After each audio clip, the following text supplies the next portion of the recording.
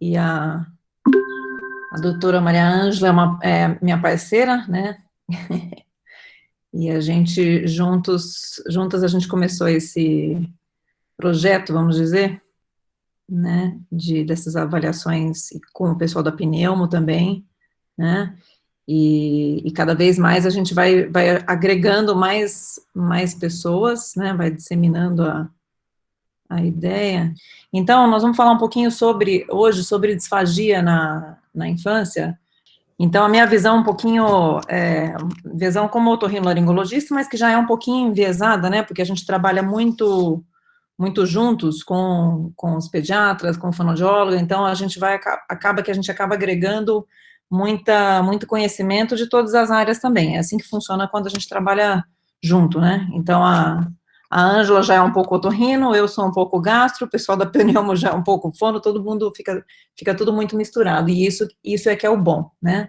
Então, primeiro, vamos começar tentando definir o que é disfagia, né, que muitas vezes fica uma definição um pouco confusa. A gente tem que lembrar que a criança, ou pessoa com disfagia, é aquela pessoa que tem uma alteração da deglutição, mas não só que a deglutição é alterada, essa alteração tem que resultar num compromisso ou da segurança da alimentação, né, com risco de aspiração, ou da eficiência, ou seja, a pessoa demora demais, gasta muita energia para comer, e não consegue ter um aporte nutricional adequado, ou seja, uma dessas coisas tem que estar comprometida para a gente falar em alteração de deglutição, né? A gente precisa diferenciar isso um pouco, porque essas alterações são resultado de alterações das habilidades funcionais da deglutição, e é muito diferente daquilo que a gente vê com os distúrbios comportamentais, né, que algumas crianças, muitas crianças, vão ter, e inclusive muitas crianças que também têm alterações funcionais, então na maior parte das vezes, a gente tem quadros mistos, a gente sabe que tem alterações estruturais e funcionais, que também levam a alterações comportamentais, e a gente tem que conseguir separar o que é o que, né.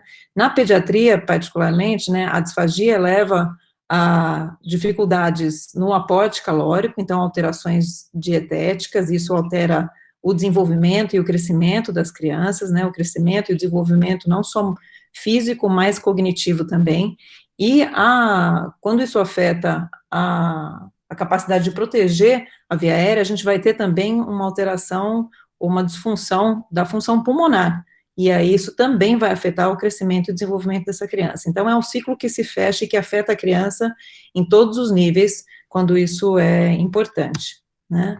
Essa é uma lista que eu gosto de mostrar para a gente lembrar de tudo que a gente pode ter, que pode afetar não só limitada essa lista, mas essas são as alterações que muito frequentemente a gente vê relacionadas com crianças com disfagia. Então, prematuridade, anomalias do trato aerodigestivo, principalmente superior, né, que podem ser congênitas, podem ser adquiridas, do trato aéreo digestivo inferior, outras alterações anatômicas, síndromes, defeitos neurológicos, ou seja, tudo aquilo que a gente que trabalha, né, no HC, com alta complexidade, a gente vê, isso é o nosso dia a dia. E para a gente lembrar também aquilo que a gente tem que descartar.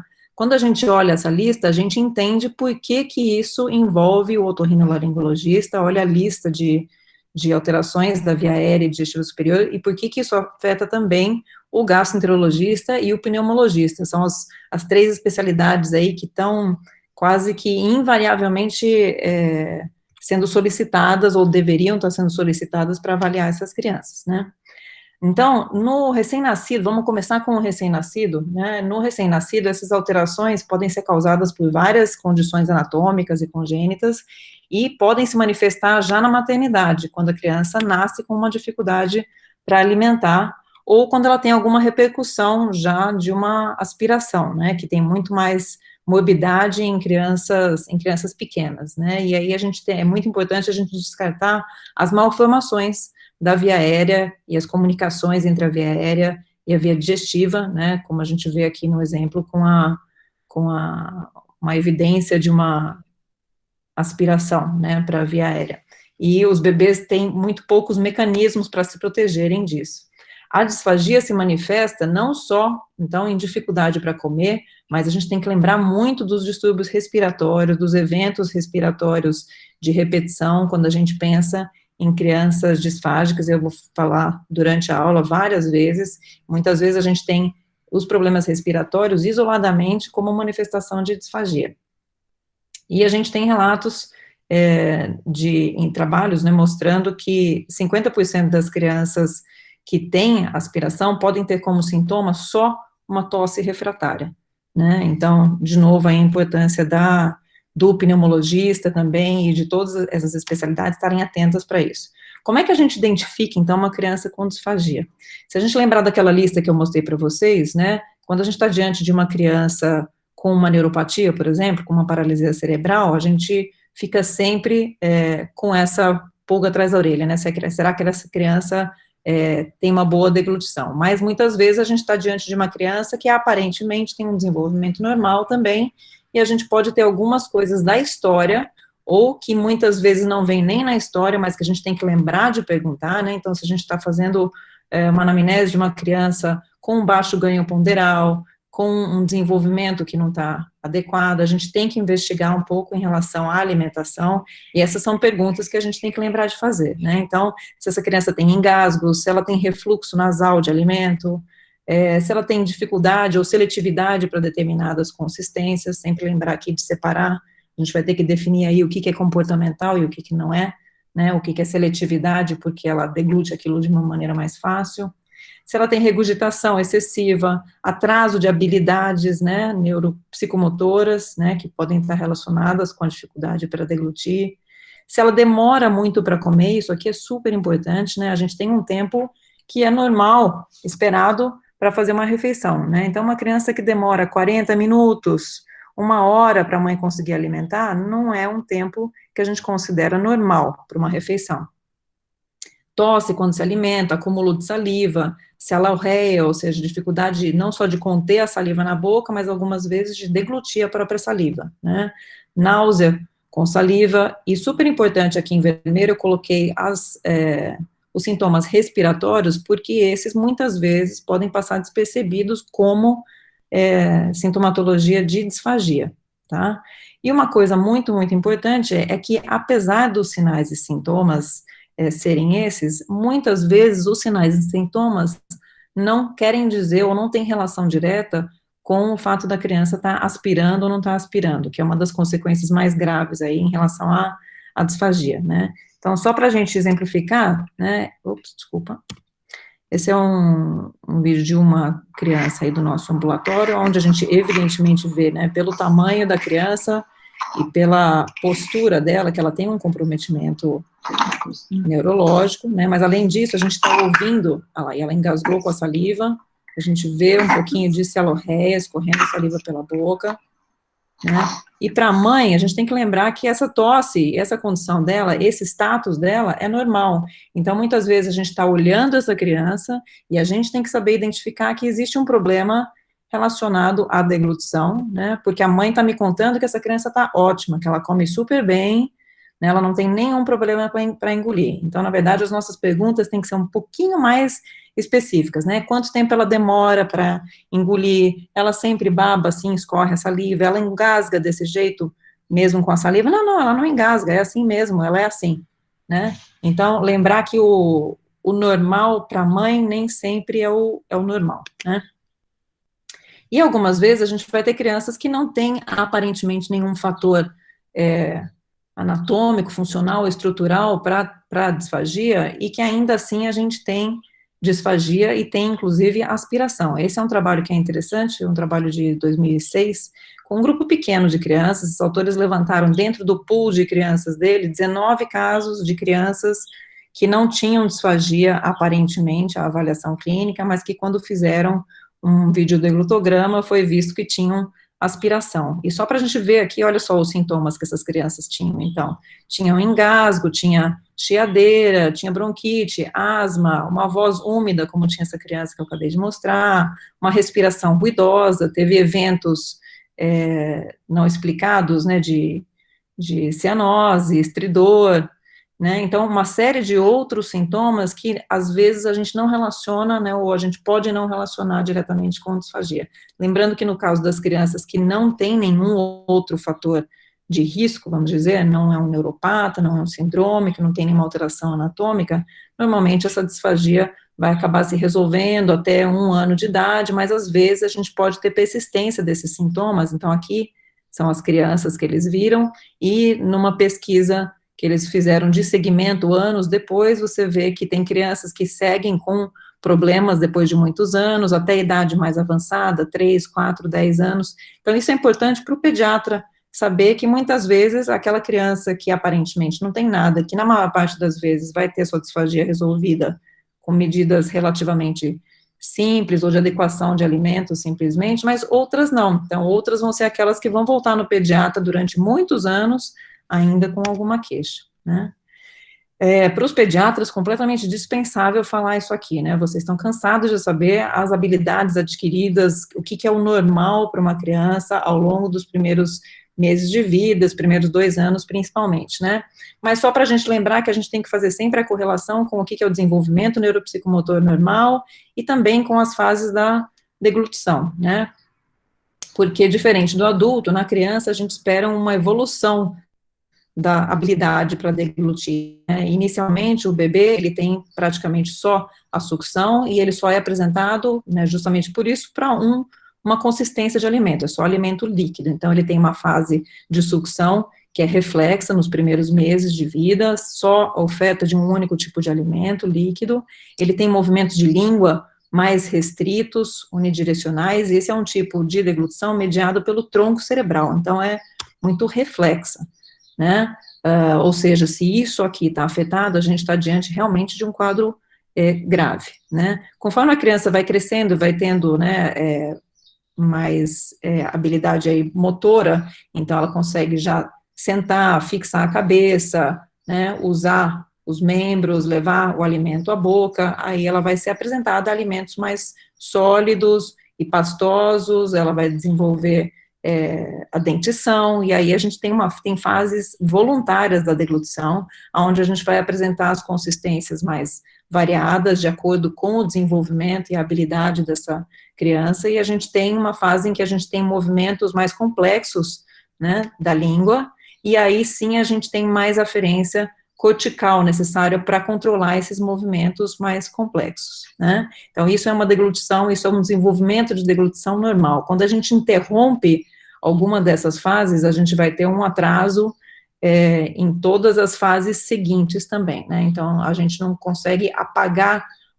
essa fase, por exemplo, aqui, se uma criança passa essa fase com uma sonda, né, ela não imediatamente, a hora que ela tem dente, ela está habilitada para comer só porque ela tem dente, né? A gente tem que passar por fases de evolução e aprendizado da deglutição.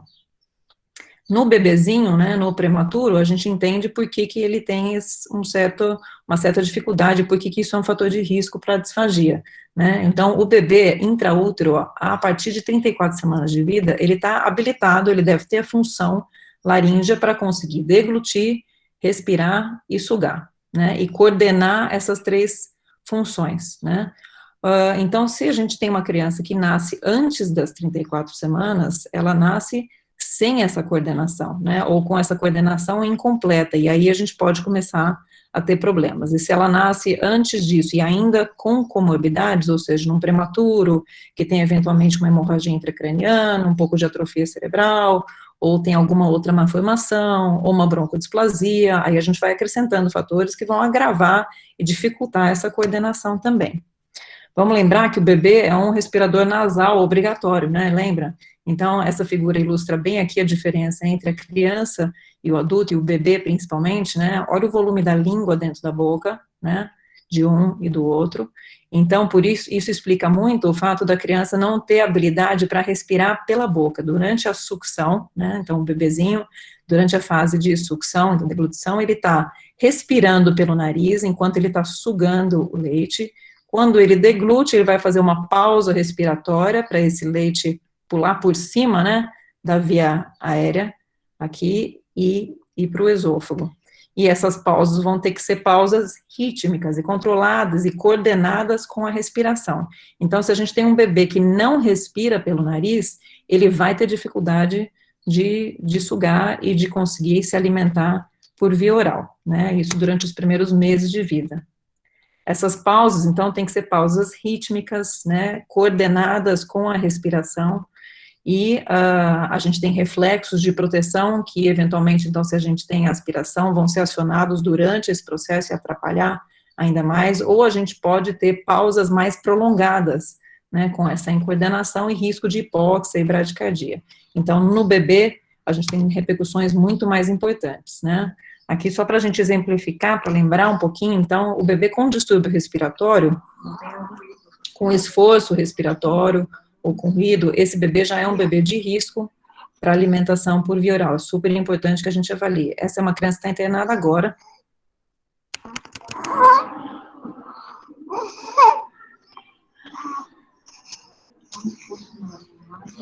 E apesar desse desconforto, que é relativamente leve, essa bebezinha estava ganhando peso quase que bem, mas no limite, né? E aí, quando a gente vai investigar, então, esses bebês precisam ter a via aérea deles avaliada, a via aérea superior e a orofaringe, né?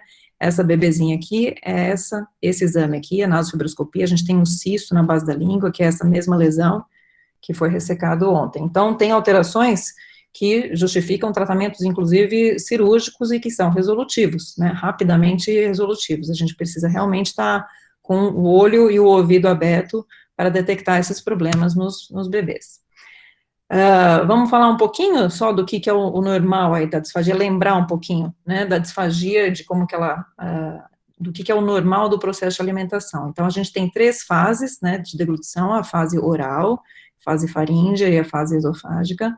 Na fase oral, a gente tem, então, o alimento sendo macerado, triturado na boca, né, a pessoa está respirando pelo nariz, se for um bebê, tem que estar respirando pelo nariz, né, porque ele não consegue abrir a boca e respirar pela boca ao mesmo tempo. Em algumas crianças, depois na fase, depois a gente consegue até fazer isso, né, não é bonito, mas a gente consegue mastigar de boca aberta.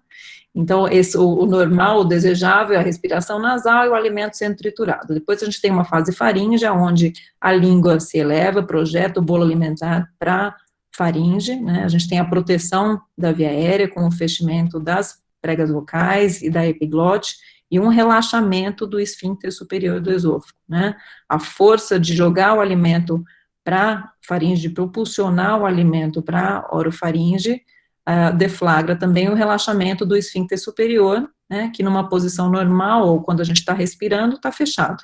Na transição, então, na hora do alimento na fase faríngea, a gente vai ter, então, um relaxamento do esfíncter superior, e depois a gente volta a respirar pelo nariz, e o bolo vai progredir para o esôfago. E aqui a gente tem que ter uma progressão, uma coordenação entre essas fases, porque a gente não coloca, obviamente, um alimento na boca e espera minutos, né, isso é uma sequência de eventos que tem que estar coordenados para a gente conseguir ter um aporte calórico adequado, né.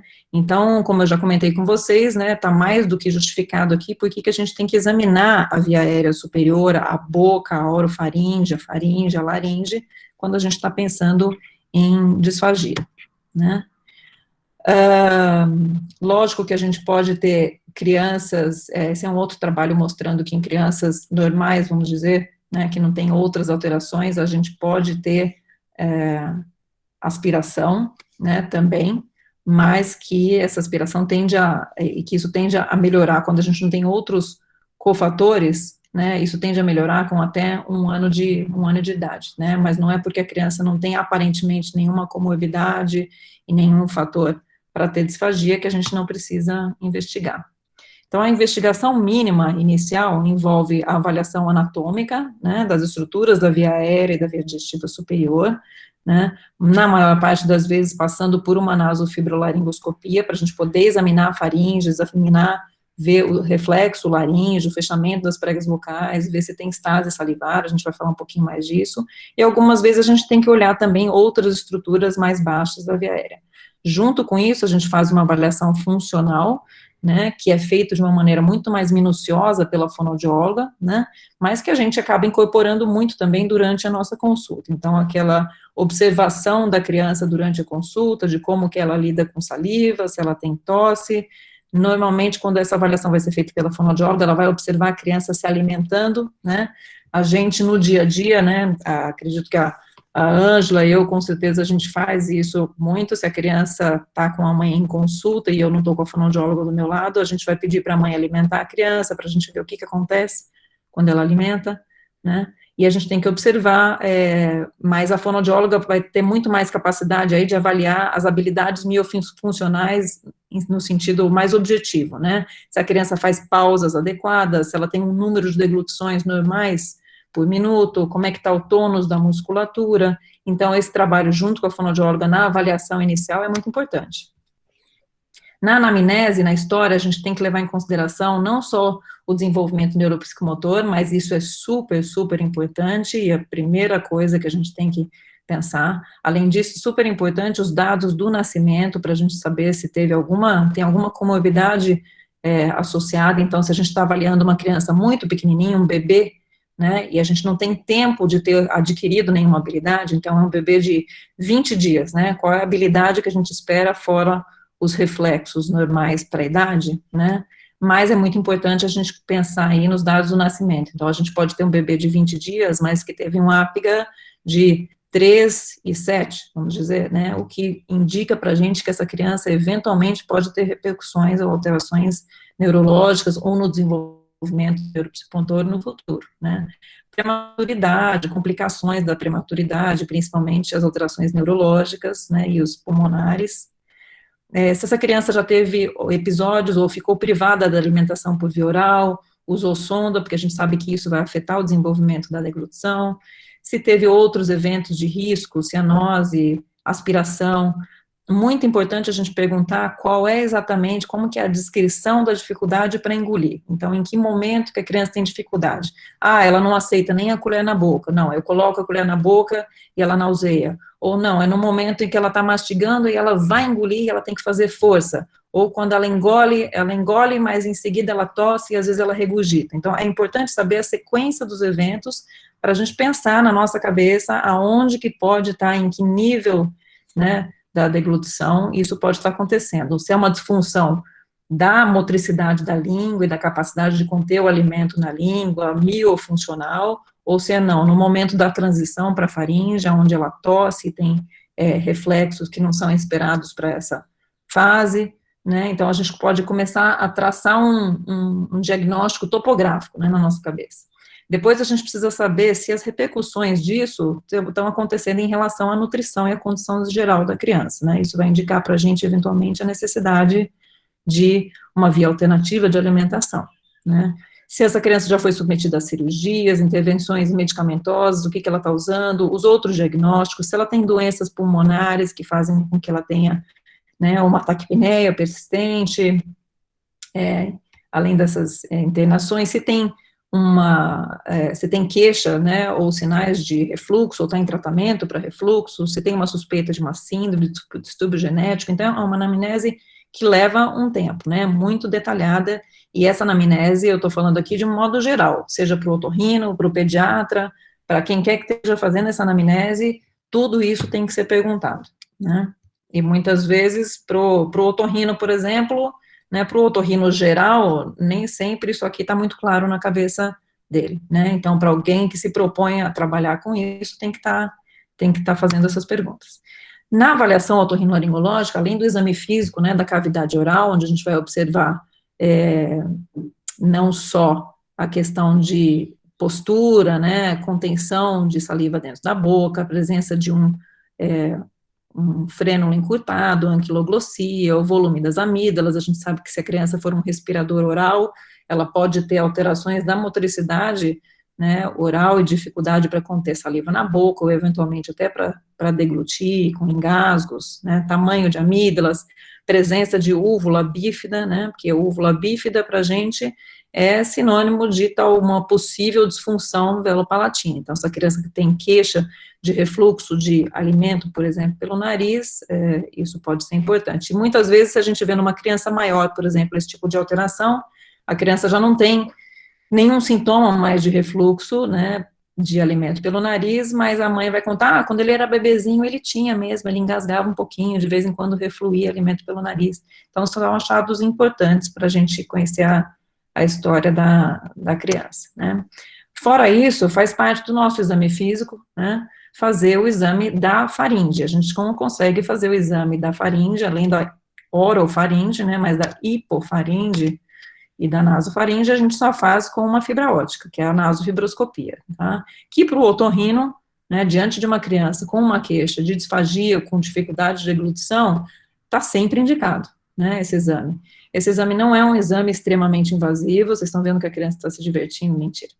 A criança tá, né, não é um exame agradável, vamos dizer, né, mas não é um exame invasivo no sentido de provocar sangramento ou muita dor, né, normalmente, imediatamente depois que a gente tira a fibra aqui, a criança, em 2 minutinhos, 2 segundos, já esqueceu e está sorrindo e está brincando, né, ela sofre muito mais do fato da gente ter que contê-la do que do exame propriamente dito, tá?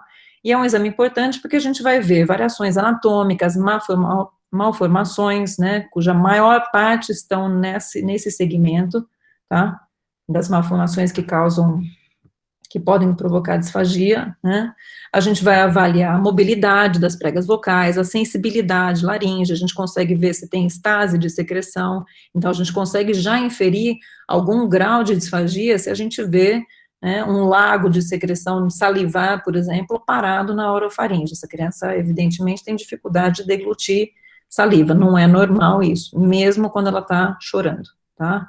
A gente não consegue excluir lesões abaixo das pregas vocais e lesões na região glótica posterior, mas dentro daquela lista que eu mostrei para vocês, olha só, tudo isso aqui a gente consegue excluir com um exame relativamente simples, feito no consultório sem anestesia, tá? E é importante que seja feito sem anestesia. Porque a gente não quer alterar a sensibilidade, né, a gente quer testar a sensibilidade porque a gente quer ver bem a mobilidade das pregas vocais, né, e é um momento também que, queira ou não queira, a gente acaba provocando um esforço maior da criança e a gente vê como é que ela se comporta também nessa situação. Quando a gente tem esses defeitos que estão aqui com as flechas cinza, aí a gente não exclui isso com esse exame, mas então boa parte das coisas está excluída. Aqui só alguns exemplos de coisas que a gente pode ver, como a esquerda é uma laringomalácia, né, então a gente vê aqui a epiglote em ômega, as pregas areoepiglóticas bem encurtadas, uma prega vocal difícil de visualizar, porque a supraglote é bem redundante, né, e a gente sabe que no caso da laringomalácia, a associação com disfagia é altíssima, né, nos casos moderados, sempre a gente vai ter alteração relacionada à deglutição, mesmo que seja simplesmente engasgos, né, mas alterações de ganho de peso. Um outro exemplo aqui de uma nasofibroscopia, onde a gente vê essa lesão cística, né, que é uma alteração comum, parecida com aquela que eu mostrei antes, né, só em outra localização, são cistos congênitos, e isso vai alterar a deglutição, e é uma patologia cirúrgica, né, a gente remove o cisto, e acabou o problema. Então, super importante fazer essa triagem. Além disso, a gente tem depois as avaliações complementares, as avaliações funcionais da deglutição. E a gente fala funcional da deglutição porque a gente quer ver a deglutição no seu funcionamento mais normal, vamos dizer, né? A gente tem duas maneiras de fazer isso. Ou através de uma videoendoscopia da deglutição, que a gente usa essa abreviação, VED, ou a videofluoroscopia, ou videodeglutograma, né, que é uma cinerradiografia, a gente vai ver alguns exemplos. Então, a videoendoscopia de deglutição é um exame feito pelo otorrinolaringologista, normalmente junto com a fonoaudióloga, né, quando possível, e a gente faz, então, uma nasofibroscopia, e durante a nasofibroscopia a gente vai ofertar alimento para a criança, né, então vocês imaginam que exige uma certa colaboração para a gente ter uma avaliação funcional, em que a criança não está chorando, né, e se esgoelando, e a gente tentando colocar comida na boca, que não é a situação ideal, a gente precisa de um certo condicionamento, então isso a gente tem que habilitar a criança para isso e treinar, vamos dizer, a criança para conseguir fazer esse tipo de exame, né. A cinearadiografia, ou videodeglutograma, é um exame, é uma radiografia, né, então é um exame menos invasivo, a gente não vai introduzir nada, né, na criança, mas ela tem que ter alguma habilidade de deglutir, porque a gente vai colocar ela, e não é exatamente funcional, porque a gente está colocando a criança dentro de um ambiente completamente diferente do habitual dela, né, dentro da suíte de radiologia, com pessoas que ela não conhece, numa situação diferente, né, as duas situações a gente pode e deve testar todos os tipos de alimento que a criança está habituada, ou já tem habilidade para deglutir, né, o videodeglutograma é considerado o padrão ouro, porque a gente consegue realmente enxergar a aspiração, né, na videoendoscopia da deglutição a gente também consegue, mas é um pouquinho mais difícil, e a videoendoscopia da deglutição tem algumas desvantagens em relação à avaliação da fase faríngea, no momento exato em que o alimento passa da boca para a faringe, tá, a gente vai falar um pouquinho mais disso.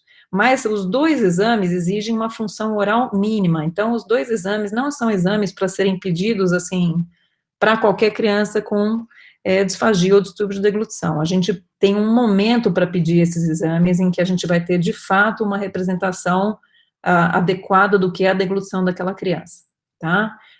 Uma vantagem da videoendoscopia da deglutição é que, mesmo se a criança ainda não tem habilidade para comer, ou a gente não sabe se ela tem, ou ela não aceita alimento na boca, a gente pode corar a saliva da criança, e a gente pode examinar o que acontece com a saliva durante a deglutição. Então, essa pode ser uma vantagem, e por isso que a gente usa esse exame de uma maneira mais precoce, né.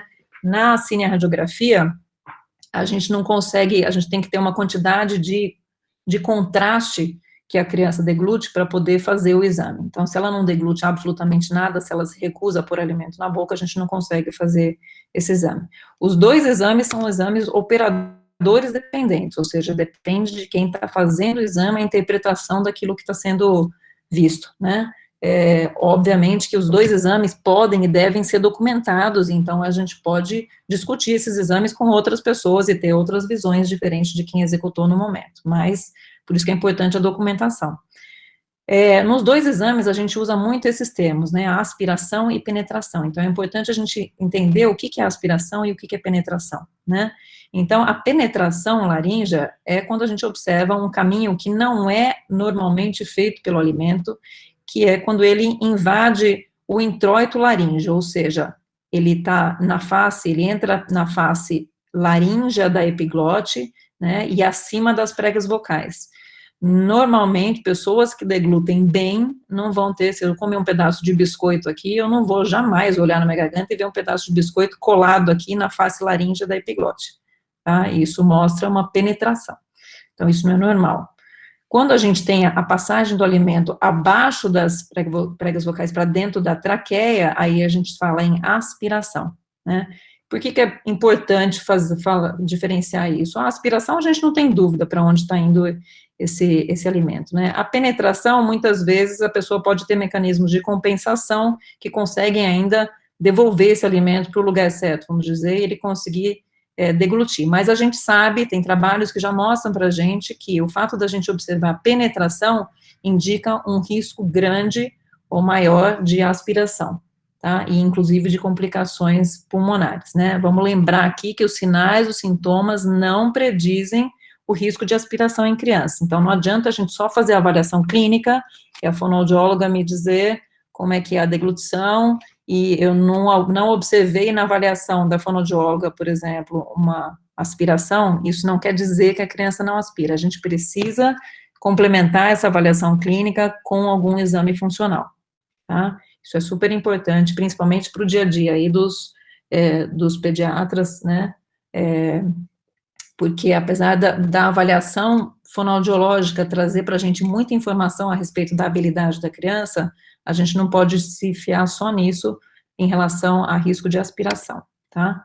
Esse é um trabalho que mostra aqui a evidência de de que a penetração laríngea, quando a gente vê isso no exame, aumenta a chance dessa criança ter quadros pulmonares de repetição.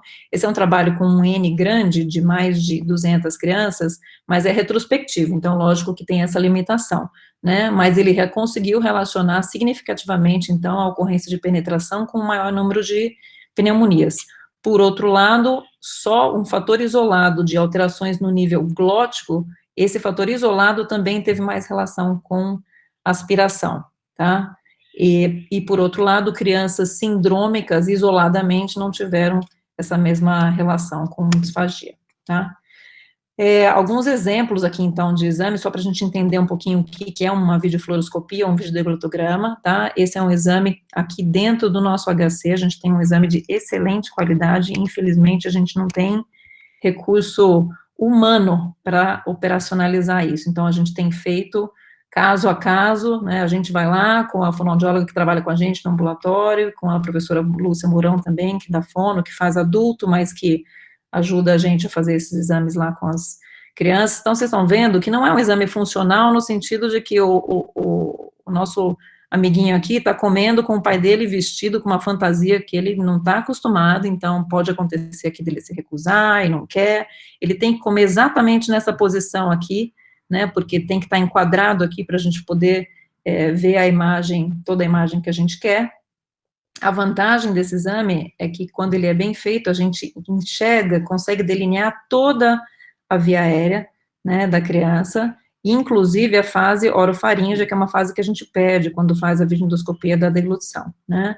É um exame menos invasivo, porque se a criança for colaborativa, a gente consegue testar o líquido na mamadeira, a gente tem que usar aí os utensílios que a criança usa em casa, né, tentar imitar ao máximo o normal, né. Agora, exige uma estrutura, um investimento, né, que a gente tem esse exame aqui é seguramente o exame de melhor qualidade que a gente tem na cidade, dentro do nosso HC, tá? A outra desvantagem é que a gente está expondo essa criança à radiação, né?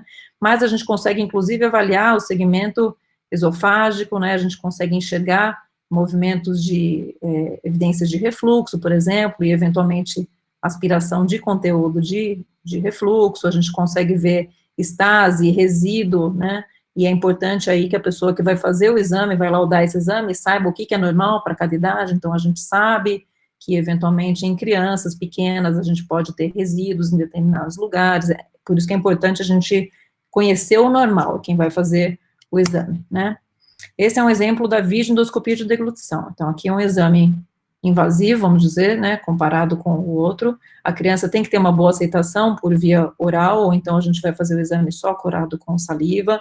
Se ela colaborar, a gente consegue testar as várias consistências também, né, mas tem uma parte do exame que a gente perde, que é na transição, na hora que ela desencadeia o reflexo de deglutição, o palato vai provocar um apagão, né, e a gente, por um milissegundo, não vê a hora que o alimento passa, a gente vê o milissegundo seguinte, então a gente consegue ver se tem resíduo, se foi para o lugar errado, mas a gente não vê exatamente no momento. Por outro lado, a gente avalia as estruturas anatômicas, então aqueles exames que eu mostrei para vocês, a gente vai ver a prega vocal, vai ver a superfície da prega vocal, vai ver se tem um cisto, assim na radiografia, né, o videodeglutograma, não.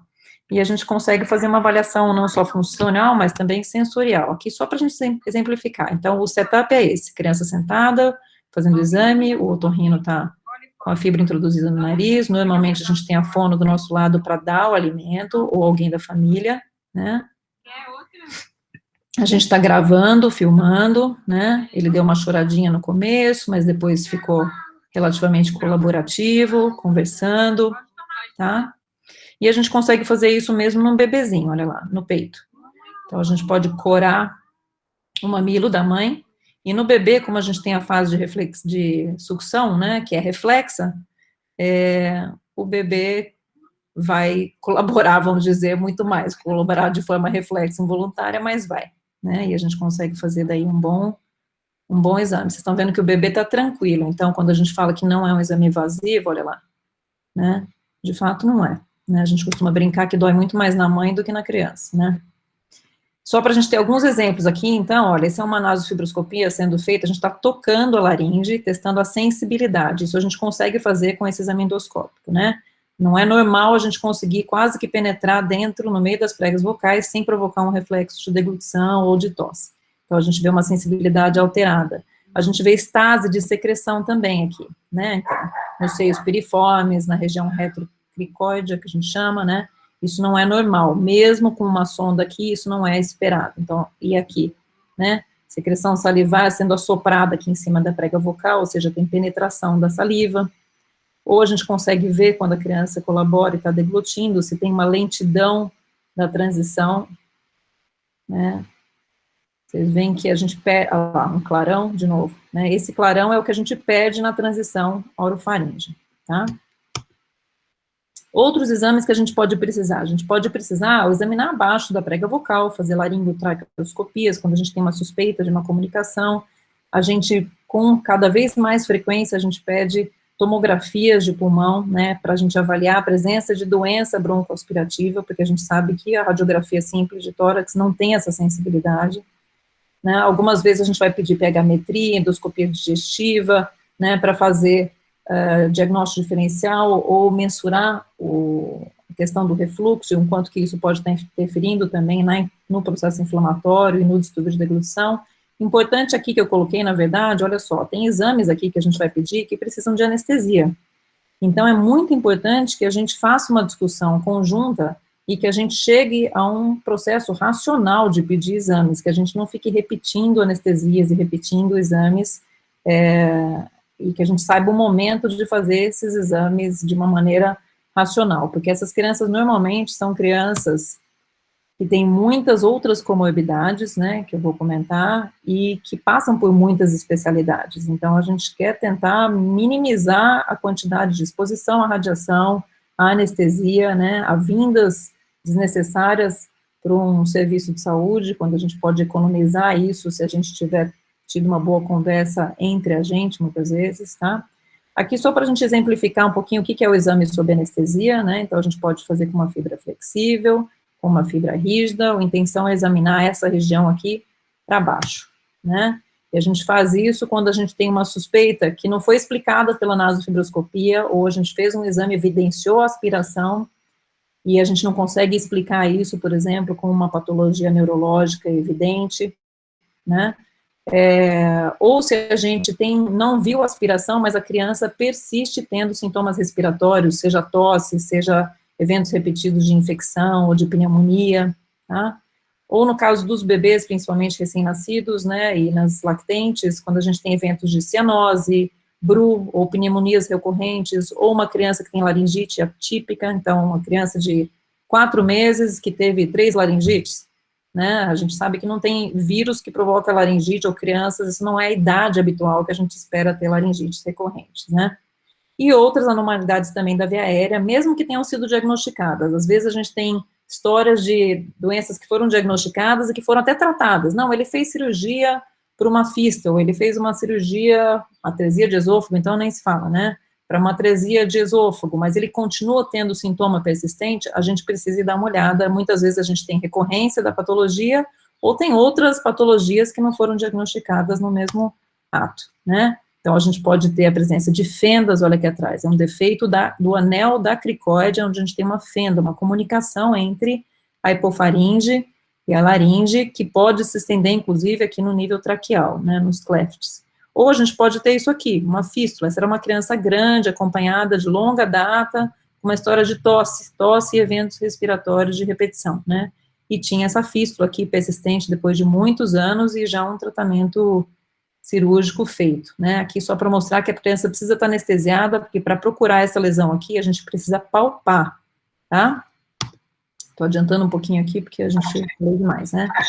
Aqui só mostrando como é que a gente faz pesquisa para fístula, né, então algumas vezes a gente examina lá a traqueia com uma fibra rígida, a gente vê lesões discretas, né, um pouquinho de malácia, a parede posterior da traqueia, e aí a gente vai passar uma sonda, e vamos injetar ar ou água dentro do esôfago, e aí a gente vê aquela lesão discreta acontecer isso aqui, olha lá.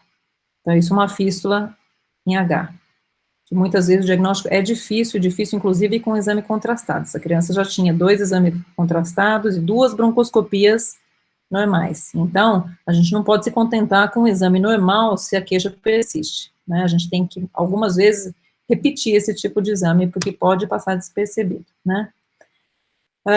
Qual que é o objetivo da avaliação multidisciplinar? Por que a gente precisa de várias pessoas olhando para essas crianças, né? Além da questão das anormalidades anatômicas e do diagnóstico neurológico e das habilidades, a gente precisa determinar se essa criança é segura de ser alimentada por via oral, se ela é de risco para broncoaspiração, como é que está a repercussão dessa deglutição na condição pulmonar para preservar a saúde geral dessa criança, né? E a gente tem que estabelecer estratégias de reabilitação, da deglutição e de manutenção do crescimento, do desenvolvimento, né, e muitas vezes isso pode envolver também um trabalho psicológico, né, então crianças como essa daqui, que é uma bebê que não vai passar, ótimo, que tem uma alteração, um atraso neuropsicomotor, né, é uma bebê, uma lactente de meses, que fica lá, ela está se aspirando, uma estase salivar importante, né, ela já tem uma gastrostomia. Essa é uma criança que precisa de segmento por múltiplas especialidades para preservar a função pulmonar dela e, ao mesmo tempo, para reabilitá-la por uma alimentação por via oral, dentro das habilidades dela, né, e que a gente avalia de uma forma muito melhor numa abordagem multidisciplinar, né. Então, desde o ano passado, fevereiro do ano passado, a gente criou um grupo que a gente criou no WhatsApp, né, para ter mais facilidade de comunicação, né, hoje nós somos 23 membros, e nesse grupo, então, a gente seleciona os casos que podem vir, a porta de entrada, na verdade, para essas crianças, pode ser do gastro, pode ser do pneumo, pode ser do otorrino, pode ser do pediatra, aonde essa criança se apresentar, a gente tem que estar habilitado para identificar que essa criança é uma criança com distúrbio aerodigestivo, que eu vou definir daqui a pouquinho, né, e aí a gente seleciona os casos, a gente faz a revisão dos exames do prontuário, e a gente marca reuniões uma vez por mês, infelizmente, por enquanto, né, o ideal é que isso seja uma rotina, mas dentro do nosso esquema de trabalho aqui, nós não estamos todos juntos o tempo inteiro, então, por isso que a gente usa o grupo à distância, e aí a gente seleciona 2, 3 casos, onde a gente senta juntos, no mesmo ambiente, agora online, mas antigamente junto, para a gente discutir esses casos, né, e aí a gente junta todos os exames, e a gente elabora, então, um relatório e um plano comum para essas crianças, que a gente apresenta depois para os pais, né, e isso melhora muito a otimização aqui todas as especialidades envolvidas, né, o tripé aqui principal, que é o otorrino, gastro, pneumo, fono, né, o pediatra geral, a gente gostaria de todo mundo, né, nessa reunião, e a gente gostaria, o sonho, na verdade, é ter uma administradora, né, desse grupo, que pudesse coordenar os exames que a gente pede, né, esse é o mundo ideal, que a gente vê em muitos serviços nos Estados Unidos, ainda aqui, não. Quem que é esse paciente que é candidato a esse tipo de avaliação multidisciplinar, então, né?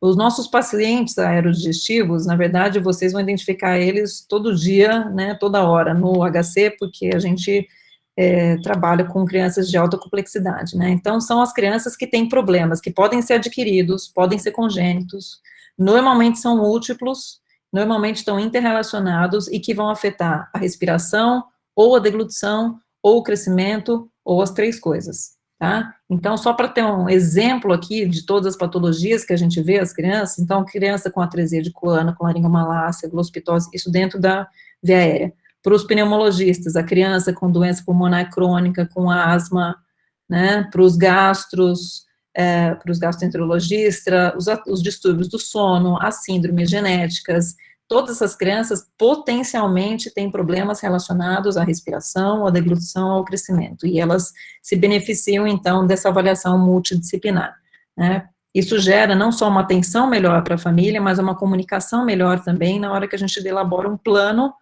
para essa criança se desenvolver plenamente, né? E a gente acaba também conseguindo economizar a exposição à radiação. Então, a gente só vai fazer o pedido de exames que envolvem radiação e anestesia quando a gente sabe por que a gente está pedindo e o que a gente espera com isso, né? Depois de uma discussão. E, de preferência, até coordenar esses procedimentos. Então, no mundo ideal, a gente faz a endoscopia de via aérea junto com a endoscopia de via digestiva, por exemplo, né? e inclusive as internações, as consultas ambulatoriais, se a gente conseguisse concentrar tudo no mesmo período, seria ótimo, né? Isso é uma ilusão, infelizmente, ainda na nossa realidade, mas a gente pode tentar coordenar de qualquer jeito, mesmo a informação, isso já traz um benefício muito grande para o nosso paciente, são muitas informações que essas mães têm, e que ficam muitas vezes difícil da família absorver o que a gente quer, se cada pessoa está falando uma coisa, né? E a gente tem trabalhos mostrando, nos Estados Unidos, você tem mais de 50 centros de via aérea digestiva com esses grupos discutindo esse tipo de patologia, e você acaba tendo uma redução, inclusive, dos custos, né? Então, o plano final disso é a gente ter uma estratégia, um plano bem definido, bem realista, e que é aplicável para o crescimento, para a alimentação, para o sono, para a otimização da respiração e das infecções e doenças respiratórias que essa criança muitas vezes vai seguramente ter, mas que a gente pode tentar deixar o mais compensado possível, né? Isso tudo alinhado com os objetivos e os valores de cada família, né? Então, olha a quantidade de pessoas que, essas onde estão as flechas, as pessoas que têm que estar envolvidas nesse processo, e tem outras especialidades que, em determinadas situações, são mais ou menos, né, acionadas, tá? Aqui, só para vocês terem uma ideia da quantidade, né, do tipo de exames que a gente pode precisar para essas crianças, e por que a gente tem que racionalizar isso, porque vocês devem estar lembrando e pensando aí de vários pacientes de vocês, que vocês já viram, e assim, né, esses exames, muitas vezes, a gente não faz só um, inclusive, né, são crianças que a gente vai acompanhar durante anos e podem ter indicações recorrentes de fazer esses exames. Então, a gente tem que ter, para mim, na nossa realidade, o maior benefício desse grupo atualmente é a gente otimizar e racionalizar o pedido dos exames, né? Então, pode ser que o pediatra esteja pensando em fazer agora, por exemplo, uma tomografia de tórax, mas se ele não tiver alinhado com um colega, com o otorrino, por exemplo, que vai ter que fazer uma tomografia, por exemplo, da região dos seios da face, porque eu estou avaliando uma atresia nasal, né, então a gente coordena os exames e faz as coisas ao mesmo tempo, ou o exame endoscópico, o incêndio cirúrgico, né, então fazer o exame da via digestiva junto com a via aérea, né, então esse trabalho em equipe tem rendido muitos frutos, a gente está num processo agora de avaliar, né, de retomar os casos que a gente discutiu ao longo de um ano, para ver o que a gente ganhou com isso, porque a gente sabe que a gente tem muitas dificuldades práticas, né, então tem coisas que a gente quer fazer e a gente tem dificuldade de fazer, seja porque a gente tem fila para fazer gastrostomia, ou porque a gente tem crianças que não vão ter acesso à terapia fonoaudiológica, não vão conseguir dar seguimento, ou seja porque a consulta nas especialidades demora meses para a gente conseguir, então a gente está tentando mapear isso agora, depois de um ano dessas reuniões, para a gente ver aonde que estão os nossos, né, não é o calcanhar de Aquiles, os calcanhares de Aquiles, para a gente ver o que a gente pode melhorar, né, e quem quiser está convidado, nossas reuniões acontecem sempre às terças-feiras, a gente elabora esses relatórios multidisciplinares, que a gente está tentando, né, padronizar isso de uma maneira que fique fácil das pessoas encontrarem num prontuário, né, saber que foi feito, porque acontece muitas vezes da gente fazer reunião, aí a criança interna, e às vezes quem está vendo essa criança na enfermaria não está sabendo que a criança passou por essa reunião, e já tem exame pedido, e já tem conduta, e já tem um plano, né, seja da alimentação ou dos exames que vão ser realizados, então, quanto mais a gente disseminar também o trabalho desse grupo, isso é super importante, né, então, a lista de todo mundo que está envolvido aqui, muitos residentes de todas as especialidades, pessoal da enfermaria, da UTI, o serviço de endoscopia pediátrica também, e estão todos convidados aí a colaborar e trabalhar junto com a gente. Vamos ver se... E é isso, gente. Vamos ver se alguém tem alguma pergunta ou algum comentário. Queria agradecer à doutora Rebeca pela excelente apresentação. Acho que muitas questões foram muito bem esclarecidas, outras devem ter surgido a partir disso, que é sempre bom também. Eu queria que você falasse um pouquinho sobre a aspiração silenciosa, se tem sido frequente, que você acabou não tocando nesse assunto, e eu acho que essa é uma dúvida que muitos podem ter também. Eu acho, Ângela, Essa é uma dúvida, é uma pergunta que a gente sempre se faz quando a gente está vendo uma criança com disfagia, né? Mas essa pergunta fica muito mais relevante quando a gente tem sintoma, principalmente respiratório, né? Porque a gente sabe que a aspiração silenciosa pode acontecer sem nenhuma repercussão, né? Por outro lado, tem crianças que a gente tem que entender o que é nenhuma repercussão, né? Então, a gente muitas vezes espera que a repercussão é pneumonia. Não, mas ele nunca teve pneumonia, né? E isso não é verdade, né? Porque muitas das crianças que a gente trata, elas estão em acompanhamento, por exemplo, com a pneumologia, estão em uso de medicações, né? E o fato da gente não conseguir desmamar elas de medicação ou reduzir dose de medicação, né? Isso já pode ser um indício de que tem alguma coisa mantendo um fator irritativo crônico, né, da via aérea e pode estar havendo uma aspiração silenciosa, né? E a única maneira da gente identificar isso, ou a melhor maneira até onde a gente sabe, é através de um vídeo deglutograma, né? Mas a gente tem que lembrar que o vídeo deglutograma é uma fotografia, né? São aqueles 5 minutos. Se a criança broncoaspirou 15 minutos depois, na hora que ela está no ônibus indo para casa, nós não vamos saber, nós só vamos saber durante aquele período que ela estava ali, né? Então, se o exame é positivo, ótimo. Se o exame é negativo, na verdade, ele não exclui, né, isso.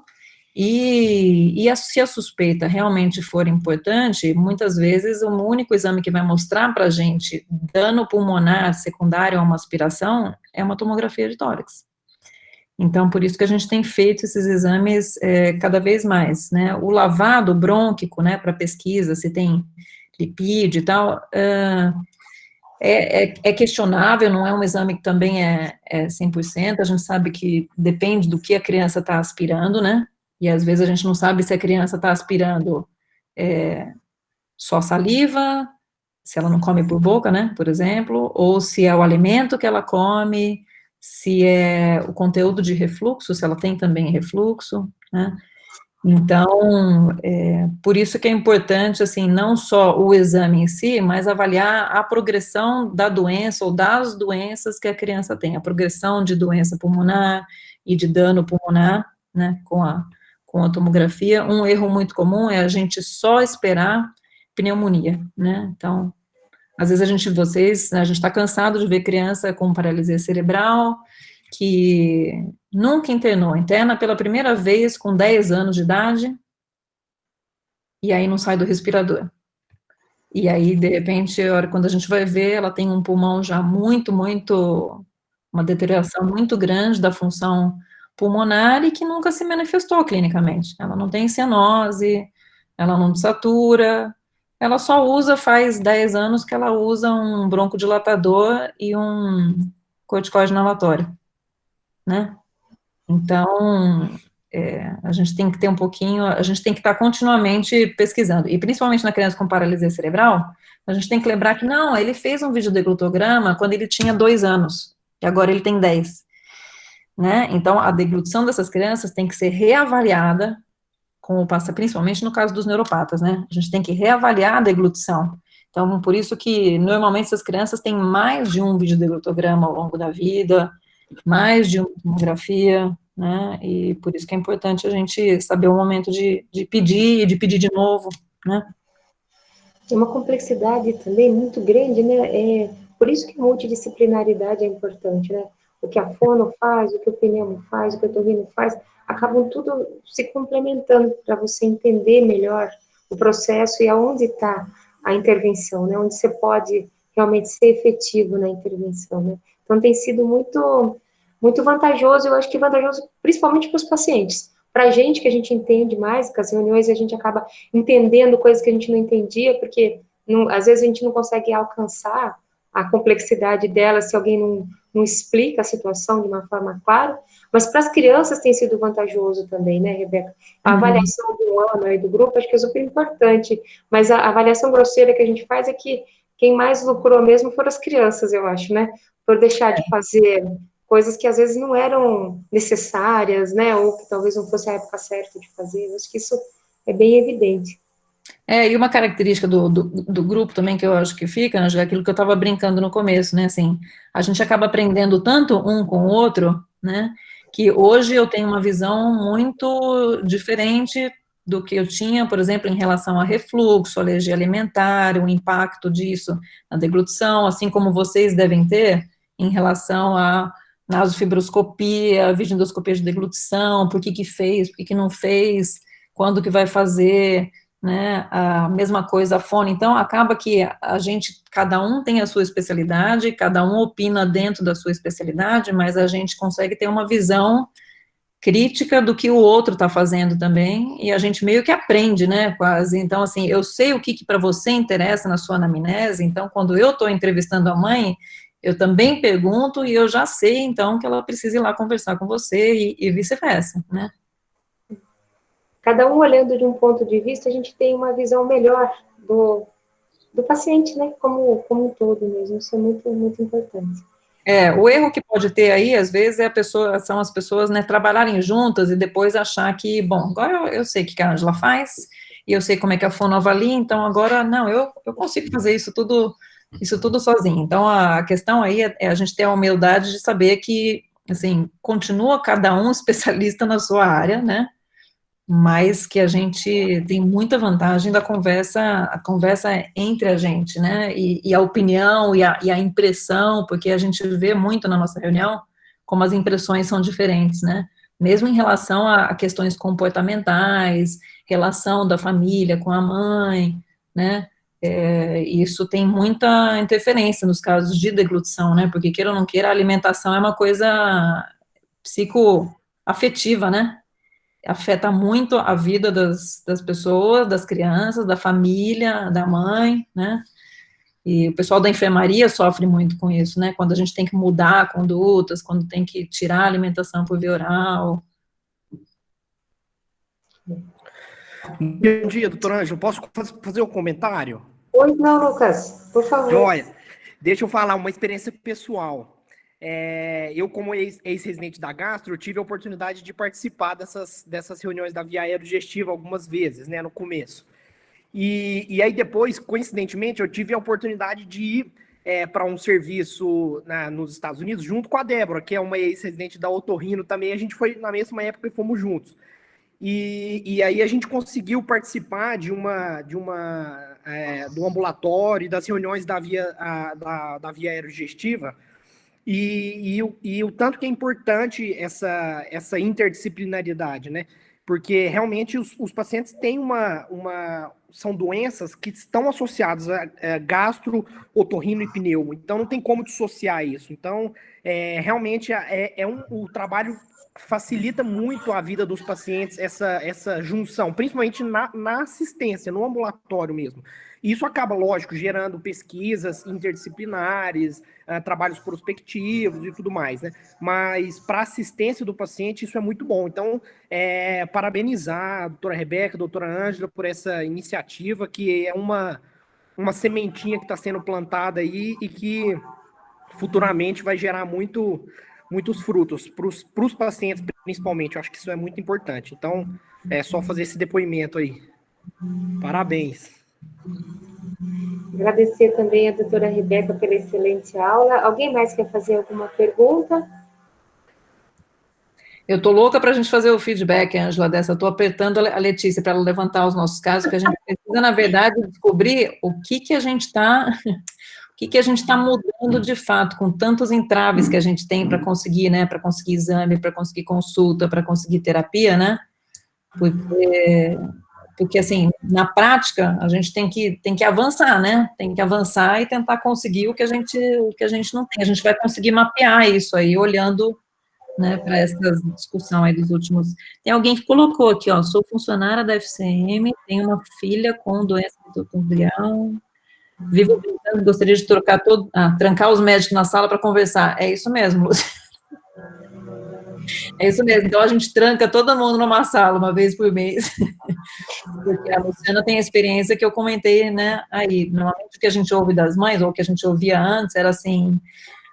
mas eu fui no gastro e a gastro falou que ela pode comer tal coisa, ou não, falou que vai fazer o exame em tal data, e a gente fala, não, mas a gente quer que você continue dando o remédio, não, mas ela tem que parar o remédio para poder fazer o exame, e aí, então, né, essa falta de coordenação entre a gente, entre os médicos que estão tentando ajudar a criança, às vezes acaba atrapalhando bastante, né, e isso é uma coisa que no Brasil e na América Latina, nós vamos ter uma discussão agora, acho que eu não passei até no último slide, tem uma sociedade já americana de via aerodigestiva, né, e a gente tem um congresso em novembro, nós vamos ter uma mesa lá, e a gente juntou eu e um colega chileno, para a gente dar uma mapeada na América Latina, porque a gente tem um esquema de trabalho muito diferente dos Estados Unidos, né, Ângela? A gente não está todo mundo no hospital o tempo inteiro. E a gente tem que começar a pensar em como é que a gente vai adaptar isso para a nossa realidade, porque nós não vamos ter isso, nunca, né? E essa tem sido uma solução, fazer as reuniões à distância, de casos selecionados, né? O ideal seria que todos os casos a gente fizesse isso, e todo mundo junto e tal. Mas fica inviável, né? Até porque o volume que a gente tem é muito maior do que o pessoal tem nos serviços aí no hemisfério norte também, né? E crianças com muita complexidade também, né? Assim, eu acho que eles têm crianças complexas, mas a gente realmente tem umas coisas aqui que eu acho que a gente é um pouco mais acentuado do que nos outros lugares. Eu acho que a gente tem uns casos muito, assim, diferentes, eu acho. Não sei se todo mundo tem essas coisas que a gente vê, né? E às vezes muito, assim, mal conduzidos de começo também, né, então às vezes a gente, assim, cai de paraquedas com 3 anos de idade, a criança que tem coisas que precisava ter sido feita, assim, né, de recém-nascido, tem um atraso todo aí para a gente recuperar, que às vezes é difícil de correr atrás depois, né, aí a gente não consegue terapia, e a gente não consegue consulta, tudo muito vagaroso, né. Bom, queria então agradecer a doutora Rebeca, falar que essa aula está sendo gravada, então vai ficar na nossa página da FCM, dentro do Departamento de Pediatria, né, vai ter uma lista lá das palestras, normalmente até sexta-feira ela já está lá. Bom, agradecer, muito obrigada. Agradecer vocês também, viu? Até mais, tchau, tchau. Tchau, até mais.